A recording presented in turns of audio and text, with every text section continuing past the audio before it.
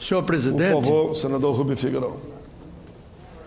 Senhor presidente, senador Paulo Paim, senhores senadores, senhores ouvintes da Rádio Senado e telespectadores da TV Senado. Senhor presidente, me permita, Vossa Excelência, que antes de adentrar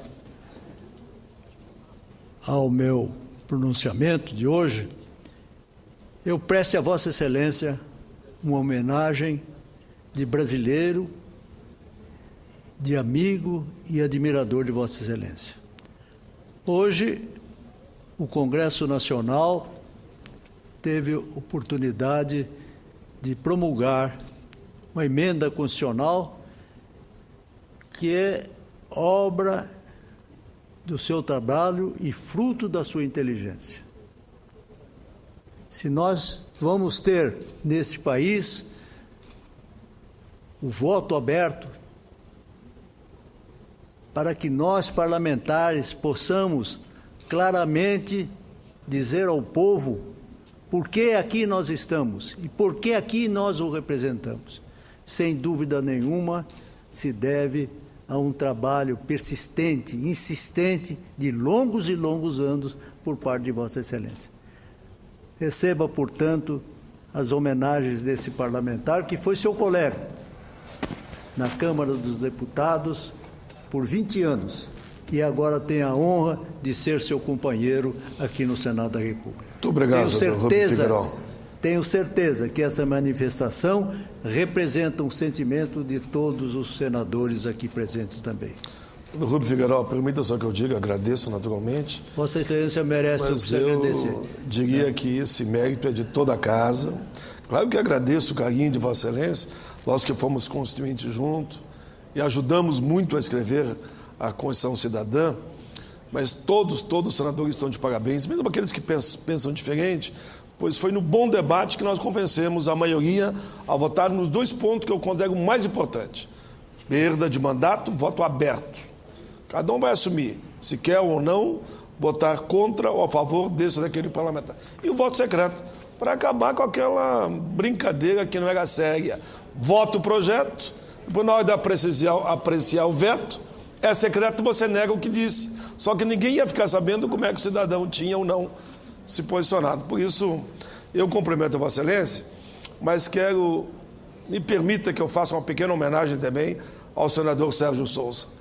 Eu sei o quanto que ele foi pressionado para mudar o seu relatório. Não dobrou a espinha. Ele disse, eu tenho posição e vou manter meu relatório até o final. Por isso, senador Sérgio Souza, aceite aqui com muito respeito. Muito obrigado. A sua relatoria foi fundamental. Todos trabalharam aqui, com certeza absoluta, Hollenberg, Walter Pinheiro, enfim, todos trabalharam. Mas se Vossa Excelência, lá na CCJ já, e me disse, Paim, de minha parte não te preocupa, que eu vou fazer o meu relatório nos moldes do que veio da Câmara e como era a proposta que eu aqui tinha apresentado e Vossa Excelência já tinha deferido favoravelmente, ou seja, acabar com o voto secreto. Então me permita essa pequena parte a Vossa Excelência, que eu vou descontar no tempo. Eu sei que o Sérgio Souza vai fazer uma parte a Vossa Excelência. Eu com o maior prazer. Mas eu não deixaria jamais de lembrar o trabalho do senador Sérgio de Souza. Sem a presença dele na relatoria, o nosso propósito, cívico propósito, não teria consequência. Só que as homenagens que eu presto a Vossa Excelência como autor, e evidentemente que teve outros companheiros ilustres parlamentares que também tiveram iniciativa da medida. Mas essa conclusão, esse trabalho bem brasileiro aqui do Senado da República se deve, evidentemente, à palavra, à inteligência e à letra lúcida, bem escrita, do eminente senador Sérgio de Souza. A ele também, eu tenho certeza que o Congresso Nacional, o Senado da República, presta também as homenagens. Vossa Excelência, permite a expressão, foi másculo, civicamente másculo, ao decidir, nada obstante as pressões que realmente recebeu. Minhas homenagens também. se Vossa Excelência tem a parte. Muito obrigado, senador Rubem Figueiró, obrigado, senador Paim, obrigado a todos os senadores e senadoras que acreditaram em mim enquanto relator. Hoje liguei ao senador Vital do Rego, presidente da Comissão de Constituição e Justiça, que já está no seu estado, e o agradeci pela oportunidade que me deu de ser o relator da proposta de emenda constitucional número 20, que é de autoria do eminente senador Paim, que teve a coragem de propor uma proposta como esta, ousada, que busca inovar o ordenamento jurídico do ponto do processo legislativo no Congresso Nacional, ou seja, dar a transparência. E eu fui honrado com esta relatoria da PEC número 20, da resolução número 9 para alterar o regimento, que trata aí das eleições das mesas, das comissões e assim por diante, e também da PEC 43, que veio da Câmara. E hoje aqui nós promulgamos, a emenda 76 da Constituição, é a emenda que dá transparência à vida do parlamentar, que é um dever do parlamentar e um direito do cidadão brasileiro. Mas quero também, senador Rubem Figueiró, enaltecer a postura de todos os senhores e senhoras senadores. Cada um aqui defendeu o seu ponto de vista, defendeu a sua opinião, defendeu aquilo que acreditava. O momento atual da democracia que exige uma transparência maior ou um sentimento de que haveria ingerência ou gerência no âmbito do Congresso Nacional no voto aberto, como muitos defenderam, e enaltecer aqui a pessoa do eminente senador Aloysio Nunes, que fez isso de forma brilhante, educado e que demonstrou que essa casa é o símbolo da democracia, aonde o resultado se apõe no painel, na hora dos números dos votos e sim no convencimento que se coloca aqui no dia a dia. O senador Walter Pinheiro fez um trabalho fantástico aqui no plenário do Senado, lá na Comissão de Constituição e Justiça. Então, muitos dos senadores trabalharam em prol e aqueles que trabalharam de outra forma também trabalharam por aquilo que acreditavam. Muito obrigado e parabéns pelo pronunciamento de Vossa Excelência. Muito obrigado, senador. Todos nós, senadores, evidentemente, trabalhamos pelo Brasil. Todos são homenageados nesse instante. Mas, senhor presidente, desejo manifestar a minha opinião a respeito de um problema que é lá do meu estado, mas é do Brasil. É o apagão na infraestrutura de Mato Grosso do Sul. Todo o povo depende de uma economia forte, capaz de garantir a manutenção de sua prosperidade. Mas não existe economia forte sem competitividade. E esse fator, a falta de competitividade na economia, é hoje a sombra mais escura que paira sobre as perspectivas futuras de bem-estar material para os brasileiros. Escolho a competitividade como ponto de partida desse meu pronunciamento por boas razões.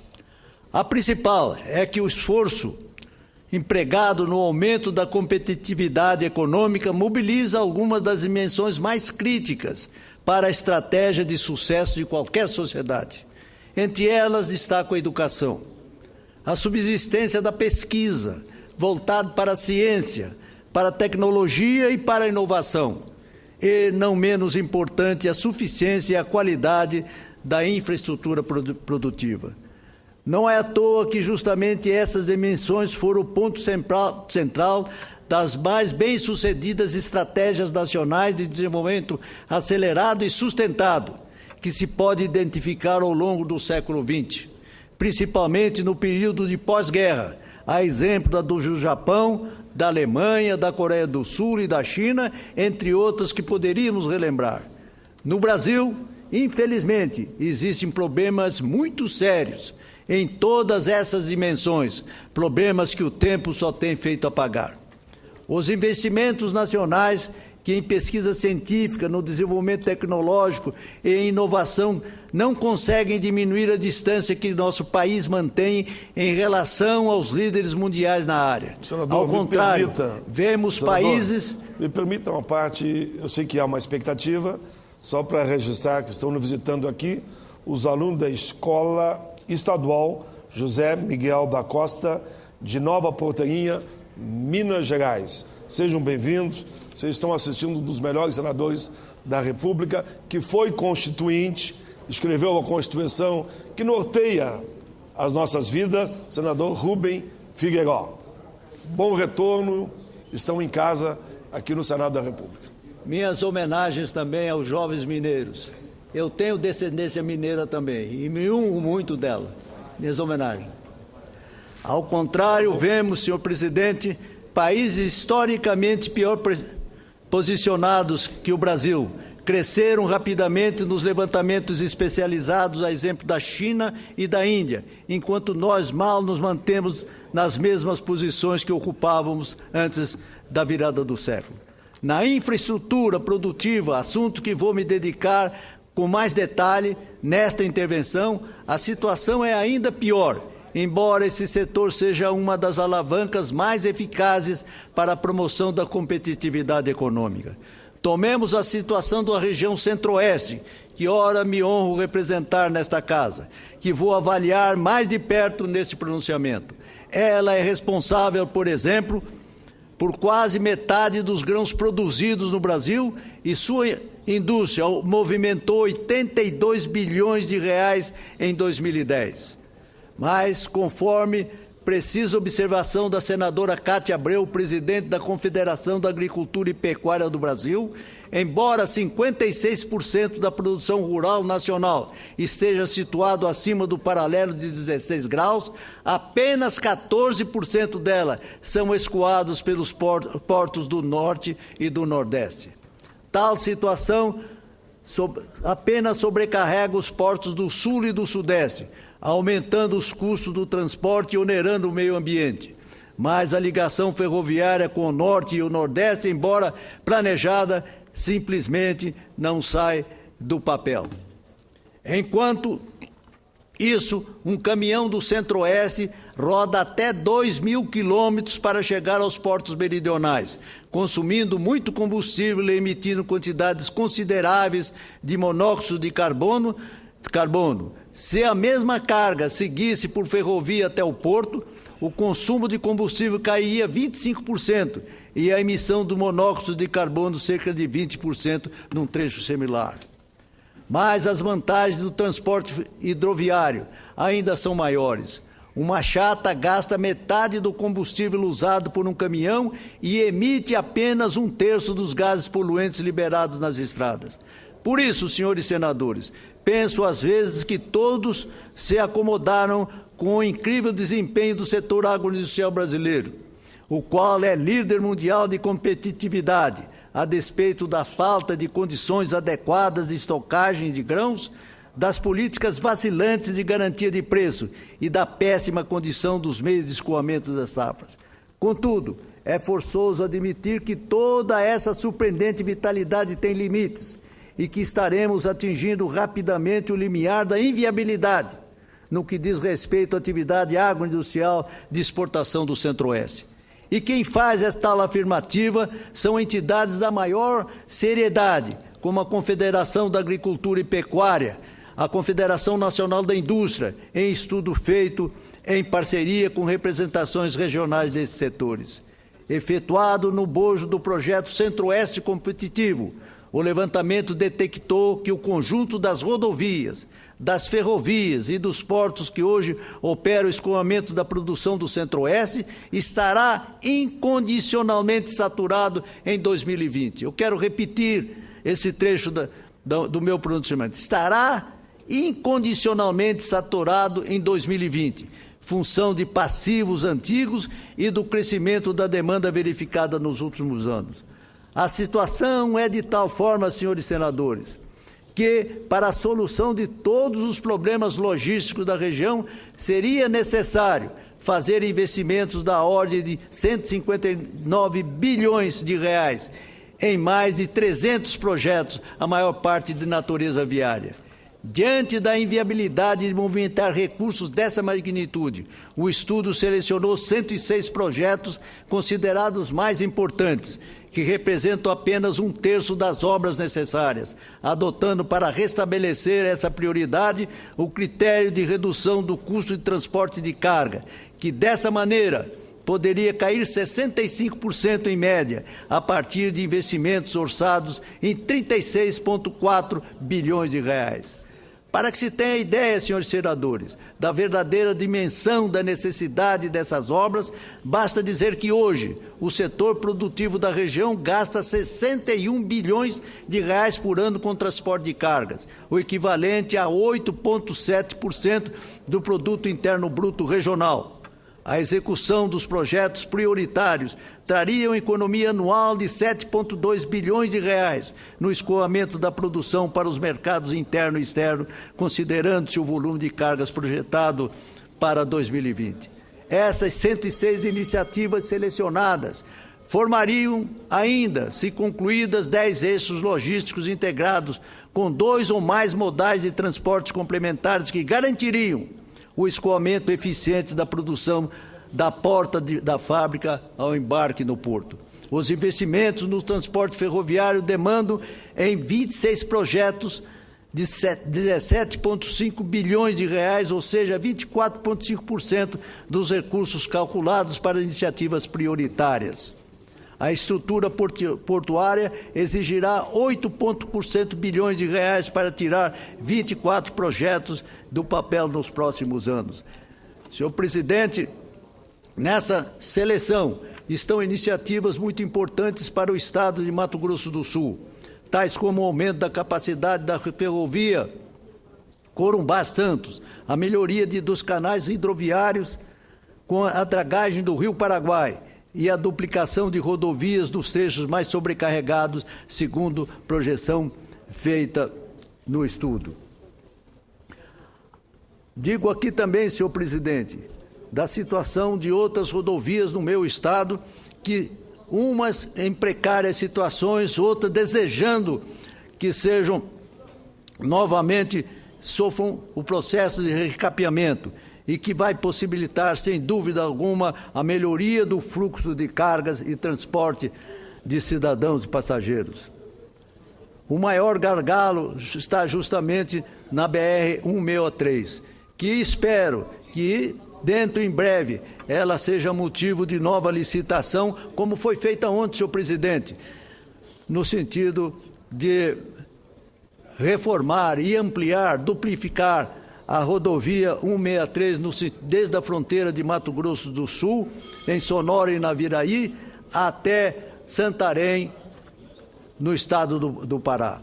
Senhor presidente, eu tenho outras manifestações a fazer a respeito desta questão da demanda de logística no meu estado, e peço a Vossa Excelência que considere a integralidade do meu pronunciamento. Mas gostaria também de deixar aqui salientado que, embora em rápidas palavras, que desde o século de um passado remoto, e refiro-me aqui ao prenúncio de Frei Vicente Salvador, lá pelo século XVI, de que não se deveria ficar como caranguejo arranhando as areias do litoral. Tinha que ultrapassar a Mata Atlântica, adentrar pelos sertões para a conquista das terras e fazer o desenvolvimento da colônia. Já no século passado, o presidente Getúlio Vargas, impulsionado pelo seu colaborador e ministro João Alberto, também gaúcho como Vossa Excelência, deu impulso à ideia com a marcha para o oeste, criando 2 importantes polos de desenvolvimento, a Fundação Brasil Central, para civilizar, diria eu, o Centro-Oeste, e a colônia agrícola de Dourados, hoje de Mato Grosso do Sul, colônia esta que teve um dos desbravadores, um dos cidadãos presentes aqui nesse plenário, o eminente senador Oswaldo Sobrinho. Faço essas 2 referências para relembrar a importância da presença do poder público, sobretudo federal, para, numa condição pioneira, abrir trilhas que permitam o avanço da economia nacional rumo à conquista de importantíssimos mercados de consumo primários de grãos, minerais e mesmo acabados. Em suma, senhores e senhoras senadores,